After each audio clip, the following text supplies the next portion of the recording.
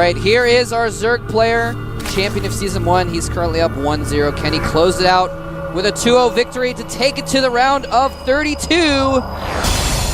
GSL FruitDealer. A lot of fans. Barely moving. Doesn't need to move. Look at his green headset. He doesn't even care. Anyway, here is his competitor. Capital A, lowercase c, capital E. Spells. Ace. Nice spelling, Moletrap. Thank you. There he is. Moving back and forth between a couple hotkeys. Looks like it is going to be possibly another Nexus first, which is so risky on this map. Well, he pulled it off last time, even against the Speedling opening. Yeah. So, yeah, definitely. He feels confident. He's practiced it. He had some great cannon placements last game. It looks like FruitDealer is going to be going gas first into a Speedling expand, so very similar play. Yeah. Go FruitDealer, deal that fruit, spread the juice. Spread the juice. It's from Sweden. You heard it from Sweden. Spread the juice. Spread the juice. We got some Canadian fans here. We got some Swedish fans here. Got fans from all over the place. We do. Coming to watch the Super Tournament at the GSL. If you come in here to the studio, meet us. If Tasteless and Artoast are here, you meet them too. Meet the players. The players are so nice. Talk to foreigners. You know, even if their English is bad, they're very willing to listen. Yeah. Hardly anyone's English is bad though here at the GSL. Ace did go Nexus first. He is starting that Forge up now. FruitDealer does not yet know, but I think he assumes because Ace almost always goes Nexus first. He probably would have gone Nexus first on Steps of War if we still had that horrible map. I don't think I've ever seen a game by Ace where he didn't at least fast expand against Zerg. Like, he's never not fast expanded against Zerg. By the way, thanks to our sponsors at LG, Intel, and G-Skill, who make these tournaments possible. Without them, we wouldn't have all this awesome stuff going on for you guys every night of the week. Yeah, definitely. Putting up the money so that the players have a reason to play. Exactly. And Ace, go ahead and put in that cannon down. I've noticed last game as well, despite the fact that it was like a huge open area, he had really good SimCity, made it really hard for the Zerg to actually abuse that situation. So here he is again, cannon in a nice spot, protects the Nexus from Zerglings, and yeah. Yeah, I was critical of his cannon placement at first because it blocked his probes a little bit, and again he's done another placement that kind of blocks his probes, but if it works for you, if it keeps your probes alive, then I guess it's worth it. Yeah. Makes it so that you kind of have to, I guess to have optimal mining, you maybe need to get a couple extra probes in there, but Zergling gets in, and Scouts, well, it doesn't really see much of anything. Well, he was able to see that the drones have stopped mining gas. That's true. So that's one thing he does know. He knows there's not going to be any roaches coming in the very near future. So he can maybe cut back on his cannon production to stick with those two cannons he's got. That's a good point, actually. And he is getting his core up in the back. Again, kind of blocking, make sure Zerglings can't run around behind. Very smart building placement. Queen's going to wander on down the path. The obvious exits are north to the hatchery. And he's going to take up residence at his new spot so he can start double larva injecting. He? It's a man queen? He meaning FruitDealer can now. Yeah, I kind of switched subjects between sentences. I apologize. Gotta work on those antecedent transitions, man. That's right.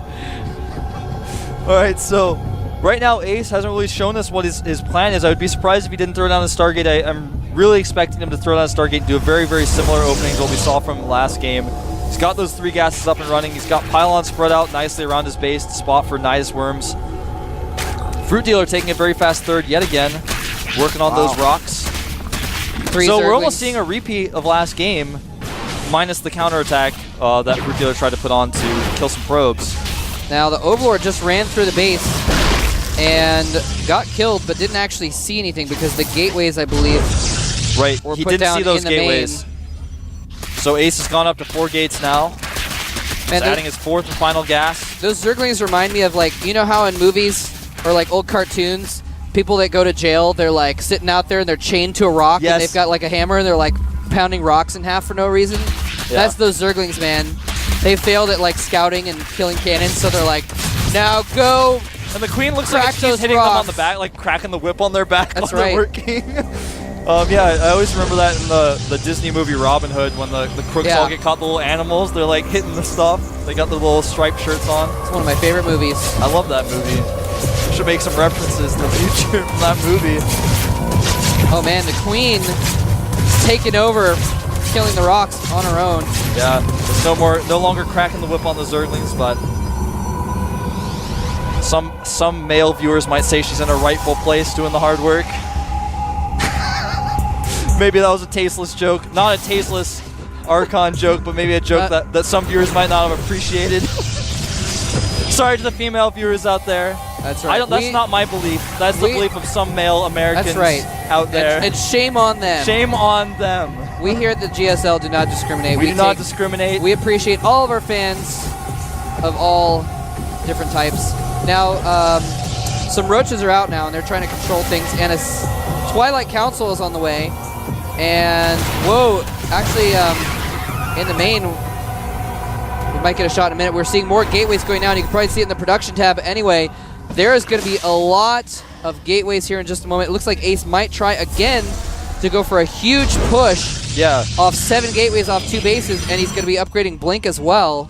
This is a really popular strategy on this map because if you have vision of the high ground, you can blink your stalkers up and down the cavern. The Zerglings are just trying their best, but they can never catch you.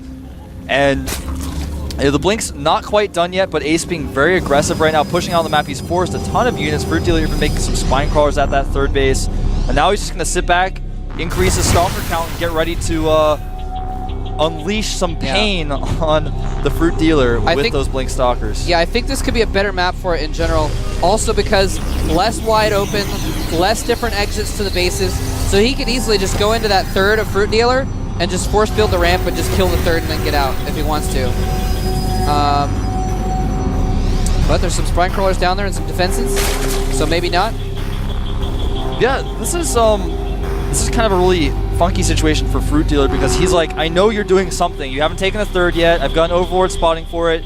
And at this point, he's like, I don't want to drone up too much because I could just die. So he's very smartly making a lot of attacking units and being prepared for an attack. And he knows that he's got that 3rd base already up, so as soon as he wants to, he can switch right over to drone production. So being safe first, and that's how exactly I'm going to play this game, this matchup in this particular stage of the game. Yep. FruitDealer being very efficient here. He's not missing his larva spawns. He's keeping his money very low despite only having 3 hatcheries. So he's doing a very good job of that. Ace also keeping his money very, very low, partly as a result of having 7 warp gates. And here he goes in. He might try and go for an attack. The Zealots are in the back. He needs to put them in the front if he's going to go for a full attack, but he falls back for a moment. And Zergling's going for the counter, for the flank. Roach is engaged at those force fields. They're going to be forced back, but the Zerglings might...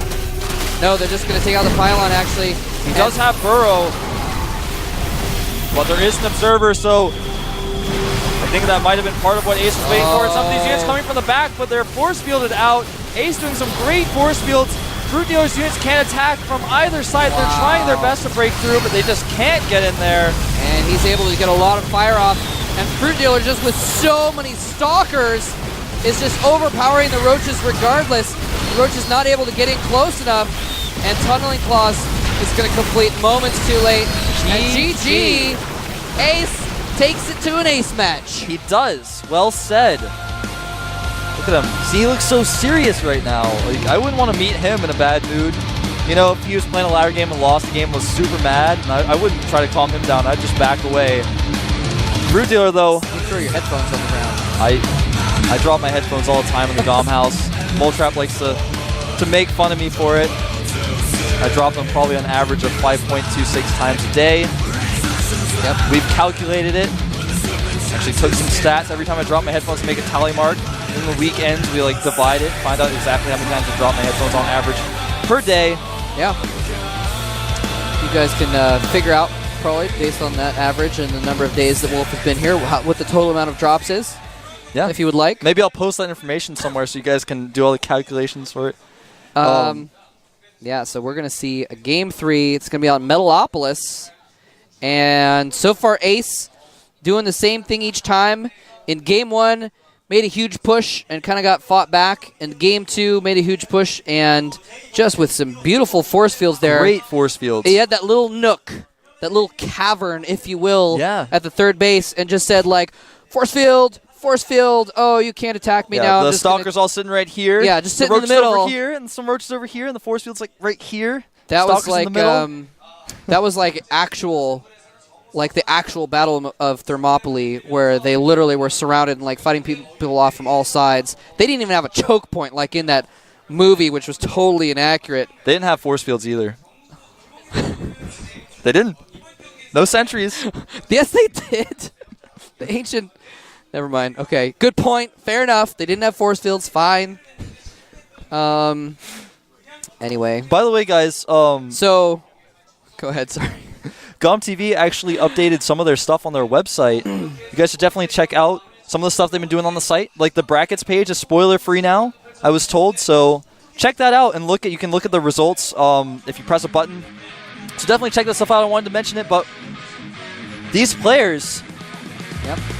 And they didn't they update the stats? Yeah, you can look at the stuff. I think it's the rankings page. I don't use the website as much as I should, and I'm starting to get into it a little bit more as I learn about these things. Check it out. You can check it out right now. Yeah, the records page. The records page. That's the records page. That's where you want to go. You find some really interesting stats about matchups. Yeah. So if you're like, you know what? I wonder how Ace is doing in his PvZ lately. I'm going to go look that up. You can just go ahead and type him in, and it'll show you all of his games recently. Portal's in the house. Just walk behind us, by the way. Let's find out in Game 3 on Metalopolis if Ace can close it out or if FruitDealer can advance to the round of 32 here at the GSL.